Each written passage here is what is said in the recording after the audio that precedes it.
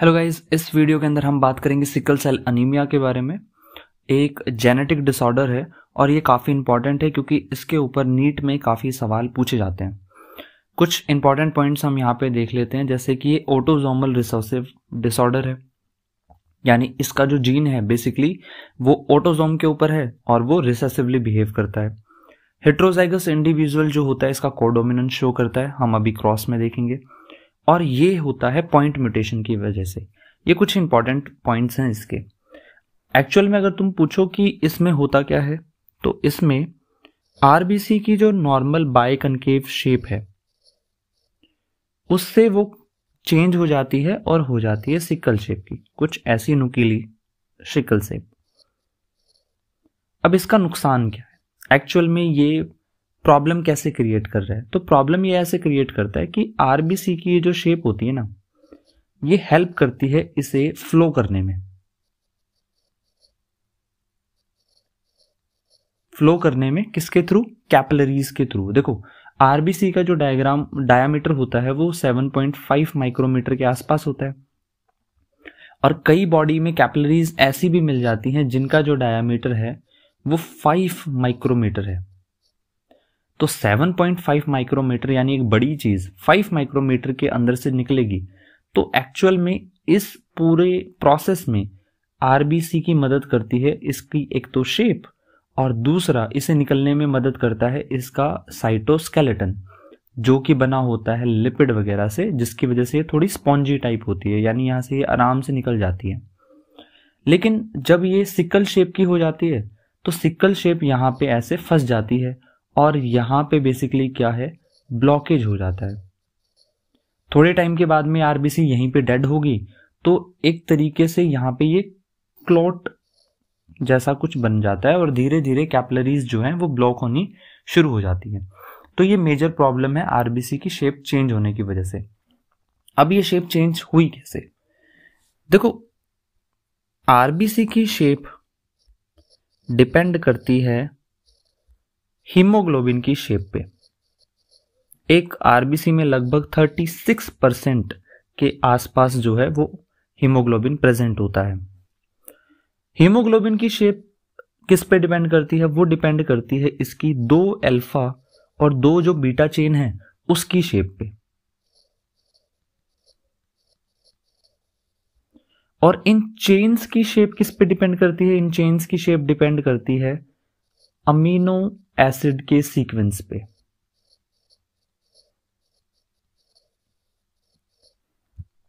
कैसे? For example, मेरे पास एक ऐसा पूरा अमीनो एसिड की चेन है, यहाँ पे अमीनो एसिड, यहाँ पे सारी जगह अमीनो एसिड लगा हुआ है, और ये चेंज होकर कॉइल करेगा, है ना, तभी तो प्रोटीन का स्ट्रक्चर बनेगा। ये मान लीजिए प्राइमरी स्ट्रक्चर है प्रोटीन का, ये सेकेंडरी स्ट्रक्चर है। तो एक्चुअल में ये कॉइलिंग हो कैसे रही है? ये कॉइलिंग हो रही है यहाँ पे जो अमीनो एसिड्स हैं और यहाँ पे जो अमीनो एसिड है उनके बीच में कोई ना कोई बॉन्डिंग होगी। वो बॉन्डिंग जो है वो हाइड्रोजन बॉन्ड भी हो सकती है, इलेक्ट्रोस्टैटिक फोर्स ऑफ अट्रैक्शन भी हो सकता है, या डाइसल्फाइड बॉन्डिंग भी हो सकती है। याद करिए, कई कई प्रोटीन्स में आपको डाइसल्फाइड बॉन्डिंग देखने को मिलती है। वो किस वजह से हो रहा है? क्योंकि अमीनो एसिड का स्ट्रक्चर अगर याद करोगे तो कार्बन के साथ में हाइड्रोजन COOH NH2 के साथ में यहाँ R ग्रुप होता है, और यहाँ R ग्रुप में बहुत सारी अलग अलग कंपाउंड्स जुड़े होते हैं। फॉर एग्जाम्पल, सेरिन में ये कुछ ऐसा है। तो ये जो OH है बेसिकली ये यहाँ पे अगर प्रेजेंट हो, और यहाँ पे हो सकता है कि कोई नाइट्रोजन कंटेनिंग R ग्रुप हो, तो इन दोनों के बीच में आराम से हाइड्रोजन बॉन्डिंग हो सकती है। तो बेसिकली अमीनो एसिड के ऊपर डिपेंड करेगा कि एक्स्ट्रा बॉन्ड कौन कौन आएंगे, और अमीनो एसिड के ऊपर जब ये डिपेंड करेगा कि एक्स्ट्रा बॉन्ड कौन सा आएगा, तो शेप भी अल्टीमेटली किस पे डिपेंड करेगी? अमीनो एसिड पे करेगी। और अमीनो एसिड में भी पूछो कि किस पे करेगी, तो इस R ग्रुप पे करेगी। फॉर एग्जाम्पल, अगर ये R ग्रुप में सल्फर है तो ये दूसरे अमीनो एसिड जो उससे कहीं दूसरी जगह पे हो सकता है, यहाँ कहीं हो, उसमें भी सल्फर हो, तो ये सल्फर सल्फर डाइसल्फाइड बॉन्डिंग बना सकते हैं और उस चेन को एक पर्टिकुलर शेप दी जा सकती है।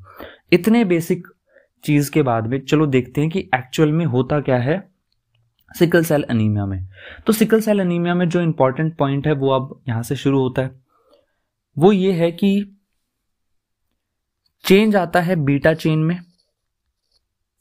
6th पोजीशन पे नॉर्मल के अंदर होता है glutamic acid, this is a amino acid, और चेंज होकर ग्लूटामिक एसिड की जगह ले लेता है वेलिन। ओके, अगर मैं नॉर्मल हीमोग्लोबिन बनाऊं जिसे मैं कुछ इस तरीके से HB नॉर्मल डिनोट करूंगा, तो अगर मैं डीएनए देखूं तो भाई डीएनए के अंदर GAG ये कोड है, दूसरी स्ट्रैंड डीएनए की CTC। डीएनए से क्या बनता है, RNA बनता है, mRNA बनता है। इस प्रोसेस को मैं बोलता हूं ट्रांसक्रिप्शन।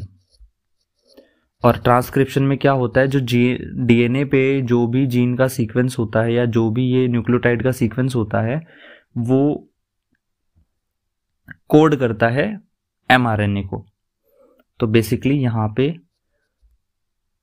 इस सीक्वेंस की वजह से mRNA पे क्या सीक्वेंस आ जाता है, GAG आ जाता है।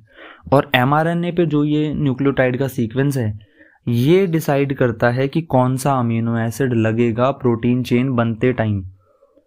प्रोसेस का नाम है ट्रांसलेशन। बनता क्या है, प्रोटीन, किसकी वजह से, mRNA की वजह से। और कौन सा अमीनो एसिड किसके बाद आएगा ये डिसाइड कौन करेगा, mRNA पे जो कोड है। तो ये जो पर्टिकुलर कोड है ये ग्लूटामिक एसिड को लगाता है 6th पोजीशन पे, और बाकी इसके आजू बाजू भी बहुत सारे अमीनो एसिड प्रेजेंट होते हैं। जैसे 7th पोजीशन पे भी ग्लूटामिक एसिड है और 5th पोजीशन पे तुम्हें मिलेगा प्रोलिन वगैरह। ओके, अब ये तो बात होगी नॉर्मल की। अब जो सिकल सेल वाला है उसमें क्या आता है, सिकल सेल वाले में क्या आता है कि जीन में डिफेक्ट आ गया। जीन में कैसे डिफेक्ट आ गया, पॉइंट म्यूटेशन। अब पॉइंट म्यूटेशन कैसे, जब एक ही न्यूक्लियोटाइड में चेंज आई, और वो न्यूक्लियोटाइड कौन सा है, देखो G सही है, एडेनाइन की जगह पे आ जाता है थाइमिन और G। इसकी वजह से ये दूसरी स्ट्रैंड कैसी होगी, CAC। अब क्या बनेगा, mRNA बनेगा। प्रोसेस का नाम ट्रांसक्रिप्शन। mRNA से ये कोड आएंगे, और आने के बाद अब G इस वाला ये T जो होता है mRNA में होता नहीं है, मतलब थाइमिन नहीं होता, तो यूरेसिल U, ये G एज इट इज। देखो जोन्स डीएनए की जोनसी स्ट्रैंड एज इट इज उठकर mRNA में आ जाती है ना, मतलब एज इट इज जिसका कोड mRNA में आ जाता है उसे हम बोलते हैं कोडिंग स्ट्रैंड। तो ये कोडिंग स्ट्रैंड है, तभी ये mRNA में एज इट इज देखने को मिला। नाउ mRNA से क्या बनेगा, mRNA से बनेगा प्रोटीन, और प्रोटीन में अब ये वाला जो कोड है ये कोड करता है बच्चे वेलिन को। तो पहले ग्लूटामिक एसिड होता था 6th पोजीशन पे, अब आ गया वेलिन, और इसके भी अराउंड में काफी सारे अमीनो एसिड प्रेजेंट होंगे। तो इस एक सब्स्टिट्यूशन की वजह से, किसकी वजह से, सब्स्टिट्यूशन मतलब ग्लूटामिक एसिड हुआ करता था, वेलिन आ गया, तो वेलिन ने सब्स्टिट्यूट कर दिया ग्लूटामिक एसिड को। जो बीटा चेन की शेप है वो चेंज हो जाती है, change in beta chain shape. और बीटा चेन की जब शेप में चेंज आ गया तो डेफिनेटली चेन की शेप में चेंज आएगा, तो हीमोग्लोबिन की शेप में चेंज आया, हीमोग्लोबिन की शेप में चेंज आया तो आरबीसी की शेप में चेंज आया, और आरबीसी हो गई सिकल शेप। ओके, मैं डिफेक्टेड जीन को डिनोट करता हूं HBS से, S for sickle. Okay, normal को मैं करता हूं HbA से। एक मैं इंडिविजुअल देखूं तो HbA और दूसरी एलील HbA, इसे ऐसे इमेजिन करिए, क्रोमोसोम HbA दोनों जो हैं एलील वो सुरक्षित है, कोई म्यूटेशन उसमें नहीं आया, सिकल शेप वाली नहीं है। तो ये नॉर्मल इंडिविजुअल होता है।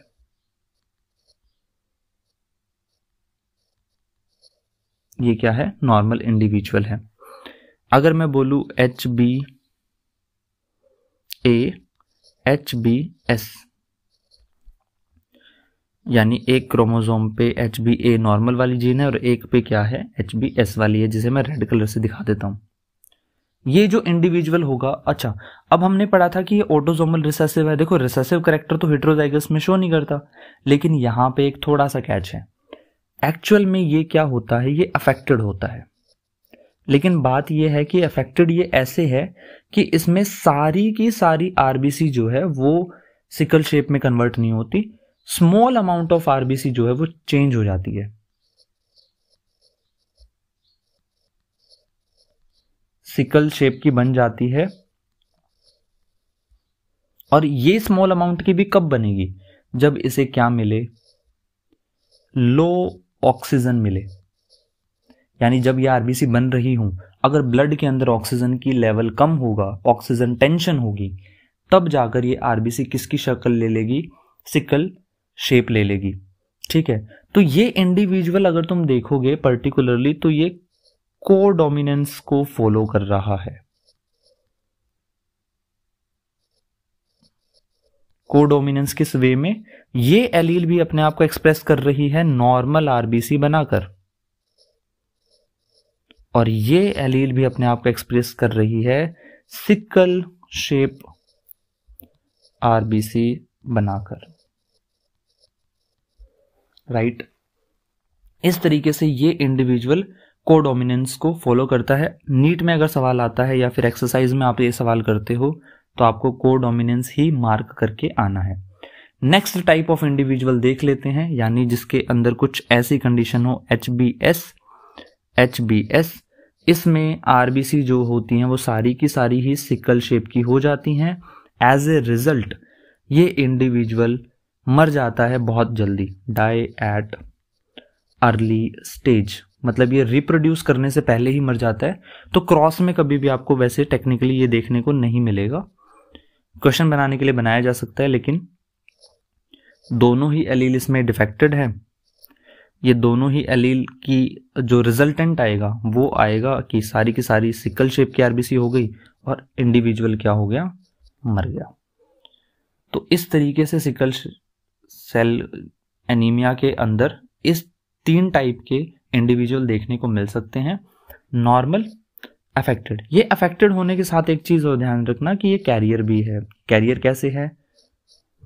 ये इस वाली एलील को कैरी करता है। दूसरा, इसमें सारी की सारी जो आरबीसी हैं वो सिकल शेप की नहीं बनी, तो ये लंबे टाइम तक जिंदा रहता है और आगे पास ऑन भी करता है। तो ये इंडिविजुअल कैरियर भी है, अफेक्टेड भी है। ये बहुत इंपॉर्टेंट यहाँ पे फिनोमिना है और आपको इसका ध्यान रखना है। तो इस वीडियो के अंदर हमने चर्चा करी सिकल सेल एनीमिया के बारे में। आगे वीडियो में हम चर्चा करेंगे, ऐसी ही एक डिजीज है फिनाइल कीटोन यूरिया। वैसे एक छोटा सा इंपॉर्टेंट बात जो आपके लिए जरूरी है वो ये कि sickle cell anaemia SCA example होती है बच्चे प्लियोट्रोपी की। What is pleiotropy? जिसके अंदर एक जीन की वजह से बहुत सारे कैरेक्टर्स इन्फ्लुएंस हो जाएं। Character number 1, character number 2, character number 3। तो सिकल सेल एनीमिया भी प्लियोट्रोपी का एग्जाम्पल है, और सिकल सेल एनीमिया जो है वो कोडोमिनेंस का भी एग्जाम्पल बनता है, और ऑटोसोमल रिसेसिव तो ये होता ही है। Thank you so much. I hope आपको ये वीडियो पसंद आई होगी। लाइक, शेयर और सब्सक्राइब कीजिए बहुत सारी नीट ओरिएंटेड लेक्चर्स के लिए। Thank you so much.